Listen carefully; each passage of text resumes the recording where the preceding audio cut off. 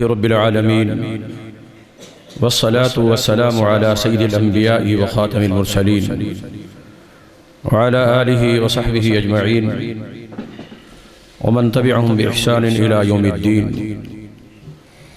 وبعد، عن تميم الداري رضي الله تعالى عنه أن رسول الله صلى الله عليه وسلم قال: ألا إن الدين النصيحة. قال ثلاثا: قيل لمن يا رسول الله؟ قال: لله ولكتابه ولرسوله ولأئمة المسلمين وعامتهم. رواه ابن حبان في صحيح. امام ابن حبان رحمۃ اللہ علیہ نے یہ حدیث اپنی صحیح میں نقل فرمائی ہے، جو نبی اکرم صلی اللہ علیہ وآلہ وسلم کے صحابی جلیل القدر سیدنا تمیم داری رضی اللہ تعالی عنہ نبی اکرم صلی اللہ علیہ وسلم سے اسے روایت کرتے ہیں کہ نبی اکرم صلی اللہ علیہ وسلم نے ارشاد فرمایا: الا ان الدین النصیحہ. تین دفعہ نبی صلی اللہ علیہ وسلم نے یہ بات ارشاد فرمایا. خبردار، یہ لفظ، یہ کلمہ تنبیہ کا ہوتا ہے، اور نبی اکرم صلی اللہ علیہ وسلم خبردار فرما رہے ہیں. ایک تو توجہ دلانا بھی مقصود ہوتا ہے، اور اس کے ساتھ ساتھ تنبیہ بھی، آگاہ کرنا بھی ہوتا ہے اور خبردار کرنا بھی ہوتا ہے. فرمایا کہ بے شک دین نصیحت ہے.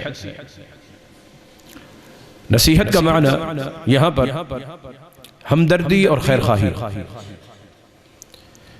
اور دین سے مراد دین اسلام ہے کہ اللہ تعالیٰ کا یہ دین خیرخواہی کا سبق دیتا ہے. خیر خواہی کا راستہ اہل ایمان کو اختیار کرنا چاہیے. تین دفعہ نبی صلی اللہ علیہ وسلم نے یہ بیان فرمایا: دین نصیحت ہے، دین نصیحت ہے، دین نصیحت، ہمدردی اور خیر خواہی. صحابہ نے پوچھا: لمن یا رسول اللہ، یہ کس کے لیے نصیحت ہے، کس کے لیے ہمدردی ہے، کس کے لیے خیر خواہی؟ تو نبی صلی اللہ علیہ وسلم نے ارشاد فرمایا: للہ، اللہ تعالیٰ کے لیے. ماشاءاللہ، وہ آ گئے جن کا انتظار تھا. اہلاً و سہلاً، مرحبا. اللہ تعالیٰ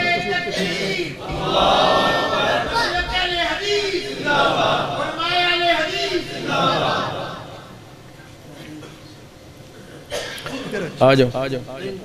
میں نے حکم ملا جب شاہ صاحب بیان تک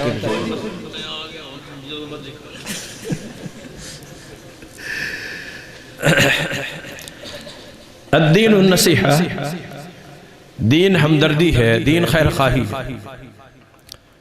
قیل لمن یا رسول اللہ، یہ ہمدردی اور خیر خواہی ہے کس کے لیے؟ تو نبی صلی اللہ علیہ وسلم نے ارشاد فرمایا: للہ، اللہ تعالیٰ کے لیے. یہ اسپیکر والے سے گزارش ہے، ساؤنڈ اس کا بند کر، ریپیٹ اور ایکو بند کر، کہ اللہ تعالیٰ کے لیے. اللہ رب العالمین تو ساری کائنات کا خالق ہے، مالک ہے، رازق ہے، مدبر ہے، مصرف ہے، تمام امور کو، معاملات کو سر انجام دینے والا ہے. اس کی ہمدردی کیا ہے؟ اس کے ساتھ ہمدردی کیا ہے؟ اس کی خیر خواہی کیا ہے؟ نعوذ باللہ، وہ تو کسی چیز کا محتاج نہیں، کسی ہمدردی کا، کسی خیر خواہی کا. ہمدردی تو خیر خواہی کی جاتی ہے جس کے ساتھ کوئی دکھ وابستہ ہو، کوئی غم وابستہ ہو، کوئی مشکل وابستہ ہو. اللہ دکھ سے بھی پاک ہے، غم سے بھی پاک ہے، مشکلوں سے بھی پاک ہے. اس کی خیر خواہی کیا ہے؟ اس کی بھی خیر خواہی ہے. وہ اس لحاظ سے نہیں کہ محتاج ہے کسی چیز سے، وہ اللہ تعالیٰ کی ہمدردی، اللہ تعالیٰ کے ساتھ خیر خواہی اور نصیحت کیا ہے؟ یعبد اللہ وحدہ، اسی ایک اکیلے اللہ رب العالمین کی ہی توحید کو اختیار کیا جائے اور اس کی ہی عبادت کی جائے، اسے ایک اکیلا مانا جائے۔ ذات کے لحاظ سے بھی لم یلد ولم یولد، صفات کے لحاظ سے بھی لیس کمثلہ شیء، اور پھر جب ذات اور صفات میں کوئی اس کا شریک نہیں ہے تو پھر اس کے حقوق اور تقاضوں میں بھی کوئی اس کا شریک نہیں ہے۔ یہ اللہ کے ساتھ خیرخواہی کہ اس کے ساتھ کسی کو بھی شریک نہ بنایا جائے، کسی کو بھی اس کا ذات میں، صفات میں، حقوق میں، تقاضوں میں کسی بھی لحاظ سے ذرہ برابر بھی اس کا کسی کو شریک نہ بنائے، صرف اسی کی ہی عبادت کی۔ عبادت کی جتنی اقسام ہیں، جتنی صورتیں ہیں، جتنی حالتیں ہیں، یہ الدین النصیحہ کا تقاضا ہے کہ ان تمام عبادات کا العبادت بجمیع اقسامہ للہ تبارک و تعالی، یہ صرف ایک اکیلے اللہ کے لیے، اور ان حقوق میں، تقاضوں میں اللہ تعالیٰ کا کوئی بھی ذرہ برابر شریک نہیں۔ کوئی نبی ہو، کوئی ولی ہو، کوئی دنیا کا کس نبی عابد و زاہد کیوں نہ ہو، حتیٰ کہ ساری کائنات بھی مل جائیں، جن بھی مل جائیں، ملک بھی مل جائیں، اللہ رب العالمین کی توحید کے ذرہ برابر بھی کسی انداز کی اس کے ساتھ تشبیہ اور تمثیل تک نہیں دی جا سکتی۔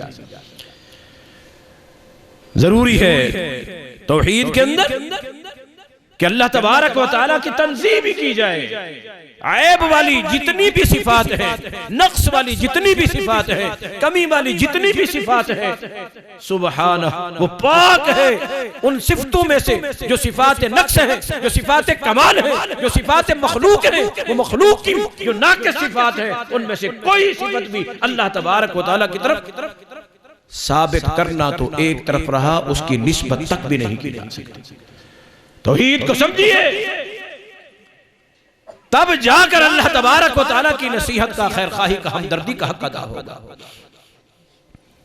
اسی مقصد کے لیے اللہ نے سارے انبیاء بھیجا، الا نوحی الیہ لا الہ الا انا فاعبدون، جتنے انبیاء، وما ارسلنا من رسول، جتنے نبی، جتنے رسول، جتنے پیغمبر آئے، وہ یہی آ کر اپنی امت کو دعوت دیتے رہے، ان اعبدوا اللہ واجتنبوا الطاغوت۔ خیال کرنا یہ اللہ کا حق ہے، جب کسی کا حق کسی کو دیا جاتا ہے تو اس کی خیرخواہی یہی ہے اس کا حق اس سے چھینا نہ جائے۔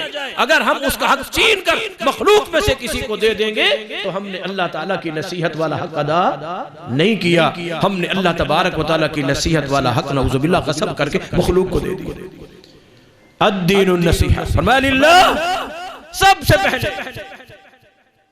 پہلے ہمدردی اور خیرخواہی اللہ تعالیٰ کی توحید کی، اور یہ توحید کی جو ہمدردی اور خیرخواہی ہے یہ صرف اپنی ذات تک کے لیے نہیں، صرف اپنے آپ تک کے لیے نہیں، بلکہ اس کے لیے محنت بھی کرنی ہے، کوشش بھی کرنی ہے، جد و جہد بھی کرنا ہے، اور بعین ہی یہ ذمہ داری ہمیں اسی طرح ادا کرنی پڑے گی جیسے جناب محمد الرسول اللہ صلی اللہ علیہ وسلم نے ادا کیا، ایک فکر کے ساتھ، ایک غم کے ساتھ۔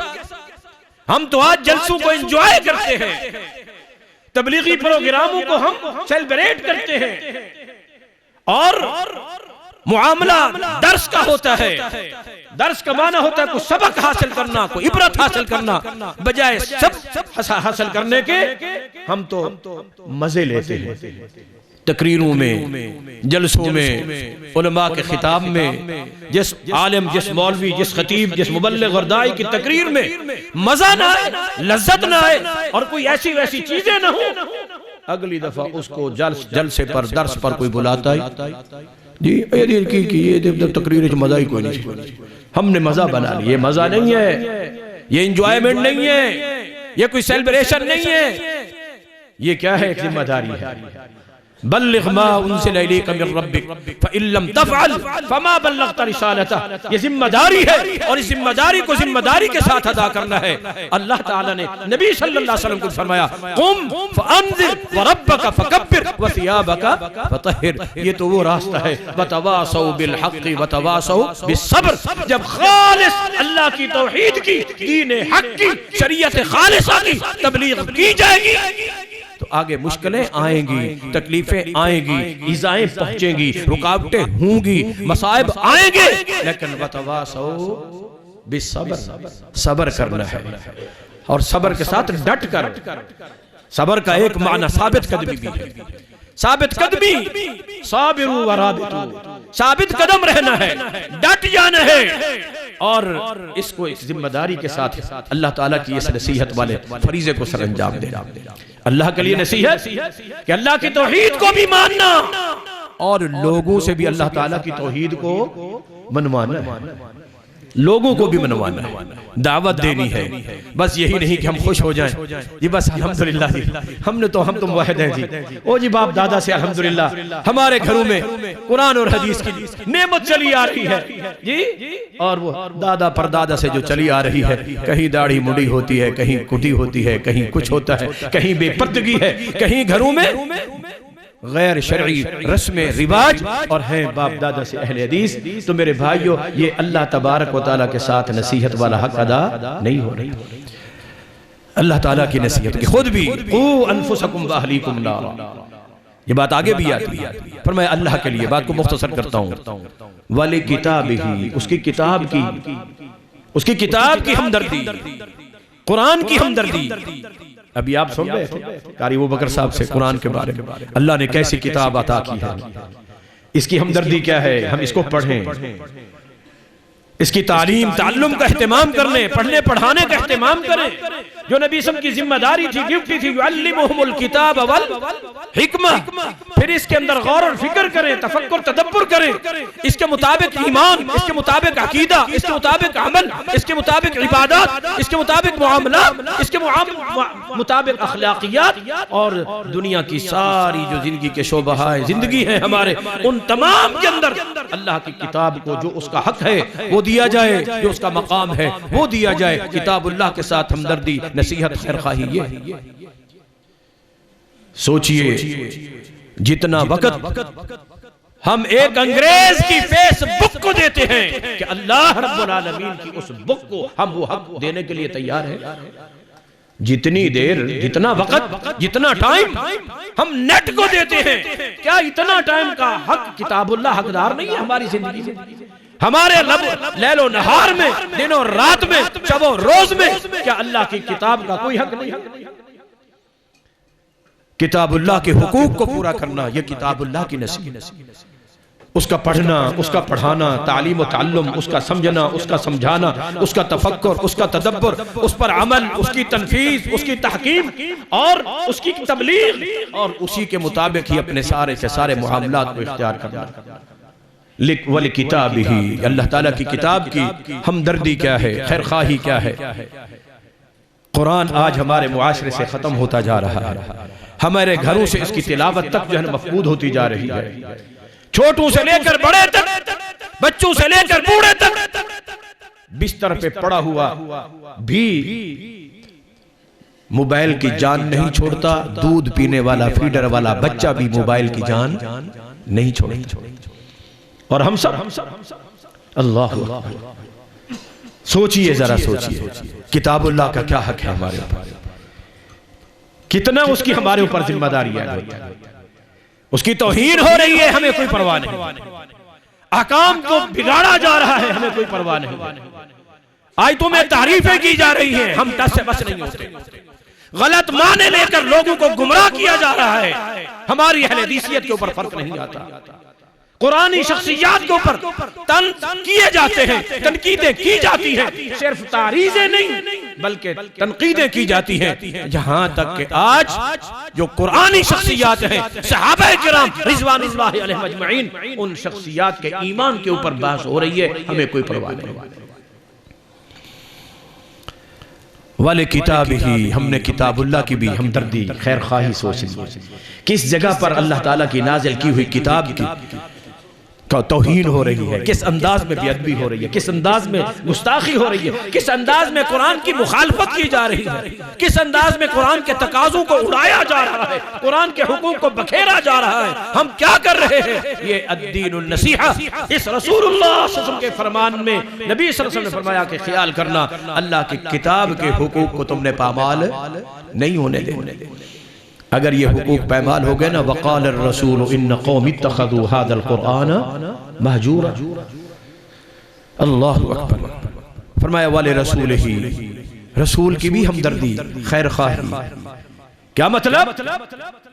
لوگ کلمہ پڑھیں گے، نبی صلی اللہ علیہ وسلم کو رسول بھی مانیں گے، لیکن نبی کے رسول کے حقوق پورے ادا نہیں کریں گے۔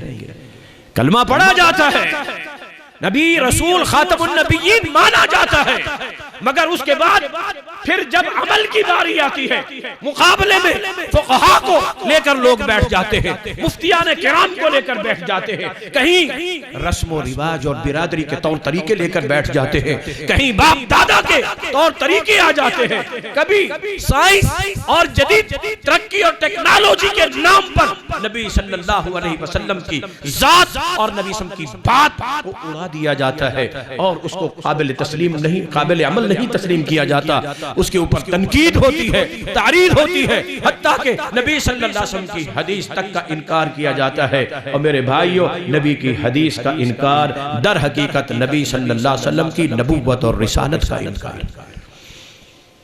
ہم کسی کو حدیث پیش کرتے ہیں، وہ آگے سے کوئی مذاق کر کے یا کوئی ایسا کر کے اڑا دیتا ہے، ہم کہتے ہیں یار چھڑو پرے، بندہ منکر حدیث ہے۔ جو منکر حدیث ہے در حقیقت وہ منکر رسالت ہے۔ جو منکر حدیث ہے در حقیقت وہ منکر قرآن ہے۔ کیوں؟ اس لیے کہ قرآن تو کہتا ہے ما آتاکم الرسول فخذوہ وما نہاکم عنہ فانتہوا۔ جو نبی کی نہیں مان رہا نا، وہ قرآن کی در حقیقت نہیں مان رہا۔ یہی وجہ ہے کہ جو نبی صلی اللہ علیہ وسلم کی اطاعت نہیں کرتا، وہ اللہ کی اطاعت بھی نہیں کرتا ہے۔ کیوں؟ اللہ نے خود فرما دیا من یطع الرسول فقد اطاع اللہ۔ اللہ کی اطاعت اس وقت تک ہو ہی نہیں سکتی جب تک کہ محمد الرسول اللہ صلی اللہ علیہ وسلم کی اطاعت نہ کی جائے۔ نبی صلی اللہ علیہ وسلم کے ساتھ والے رسول ہی نصیحت کیا ہے، ہمدردی کیا ہے، خیر خواہی کیا ہے، نبی صلی اللہ علیہ وسلم کی ذات کو وہ مقام دیا جائے جو اللہ نے قرآن کریم میں عطا کیا ہے، صفات کو بھی وہ تسلیم کیا جائے جو صفات قرآن اور حدیث سے ثابت ہیں، اور نبی صلی اللہ علیہ وسلم کو وہ حقوق دیے جائیں جو حقوق اللہ تبارک و تعالیٰ نے یا خود رسول اللہ صلی اللہ علیہ وسلم نے اپنے بیان فرمائے ہیں کہ جو اس کے تقاضے ہیں نبوت اور رسالت کے، ان کو اگر پورا نہیں کیا جاتا یہ الدین النصیحہ کے خلاف۔ والے رسول ہی رسول اللہ صلی اللہ علیہ وسلم کے ساتھ نصیحت کا پہلا تقاضا کیا ہے؟ رسول اللہ پر ایمان لانا، اور ایمان ایسے نہیں جیسے ہمارا چل رہا ہے فَإِنْ آمَنُوا بِمِثْلِ مَا آمَنْتُمْ بِهِ فَقَدْ اهْتَدَوْا، اس طرح والا ایمان، صحابہ کرام رضوان اللہ علیہم اجمعین والا ایمان، وہ والا ایمان۔ جب امی عائشہ پہ تھوڑی سی بات ہوئی اور رسول اللہ بھی آ کر کہنے لگے عائشہ اگر کوئی ایسی ویسی بات، اللہ اکبر، آنسو تھم گئے، آنسو تھم گئے۔ کیا کہا؟ ابا جان کو کہا، عجیب رسول اللہ، ابا جان رسول اللہ کو جواب۔ آگے سے صدیق فرماتے ہیں ما اجیب لرسول اللہ، میں رسول اللہ کو کیا جواب دوں؟ رسول جواب دینے کے لیے نہیں ہوتا، نبی کی جو بات آ جاتی ہے وہ ماننے کے لیے اور تسلیم کرنے کے لیے۔ کائنات کی واحد ذات ہے محمد الرسول اللہ صلی اللہ علیہ وسلم کی، جہاں حکم اور فرمان آنے کے بعد پھر چون چیراں کرنا تو ایک طرف رہ گیا، دل میں سوچنا بھی کفر میں داخل کر دیتا ہے بندہ۔ لوگوں نے تماشا بنا رکھا ہے، اور اگر ہم کچھ تھوڑی سی سختی کرتے ہیں قرآن اور حدیث کے دلائل کی روشنی پھر بھی فتوے لگنا شروع ہو جاتے ہیں۔ رسول اللہ صلی اللہ علیہ وسلم کا کیا حق ہے، رسول اللہ کا کیا مقام ہے، کیا حیثیت ہے، کیا اتھارٹی ہے۔ امی عائشہ نے اپنی امی کو کہا، ام رومان یا امی عجیبی، وہ کہتی ہے ما اقول لرسول اللہ صلی اللہ علیہ وسلم، میں کیا کہوں رسول اللہ۔ حدیبیہ میں جب ظاہری طور پر کچھ ایسی شرطیں آ رہی تھی جو مسلمانوں کے لیے کچھ مشکل کا باعث بن سکتی تھیں، حضرت عمر رضی اللہ عنہ آ کر تھوڑی سی بات کی تھی، اَلَسْنَا عَلَى الْحَقِّ، اللہ کا رسول کیا ہم حق پہ نہیں؟ الیس قتلانا فی الجنہ، کہ ہمارے جو شہید ہیں وہ جنت میں نہیں جائیں گے، وقتلاہم فی النار، اگر جنگ ہو جائے گی تو ان کے جو مقتول ہیں وہ جہنم میں نہیں جائیں گے۔ بلا یا عمر ولیکن انا رسول اللہ صلی اللہ علیہ وسلم۔ عمر، یہ جو حدیبیہ کا معاہدہ لکھا جا رہا ہے اس میں میرا اپنا کوئی عمل دخل نہیں ہے، میں اللہ کا رسول ہوں، جو رب فرماتا جا رہا ہے میں وہی لکھتا جا رہا ہوں، وہاں کسی کو بولنے کی۔ عمر رضی اللہ عنہ دیکھا نا جب یہاں میری بات نہیں سنیں گی، ابو بکر صدیق، وہ صدیق بھی وہ ہے جو رازدار نبی ہے، لوگوں نے تو پہچانا ہی نہیں ہے صدیق کو۔ صدیق، اللہ اکبر، صدیق کو اگر پہچانا ہے نا تو صدیق کے رب نے پہچانا ہے۔ اذ اخرجہ الذین کفروا ثانی اثنین اذ ہما فی اذ یقول لصاحبہ اللہ اکبر۔ باتیں بہت ہیں، آپ کو دعوت شاہ صاحب کے لیے دی گئی، میں اسی پر ہی اکتفا کرتا ہوں، گزارش کرتا ہوں کہ شاہ صاحب تشریف لے آئیں۔ اللہ تعالیٰ نے پھر کبھی موقع دیا تو انشاءاللہ اس حدیث کی شرح اور تفسیر انشاءاللہ بیان ہوگی۔ اب آپ کے سامنے مناظر اسلام خطیب پاک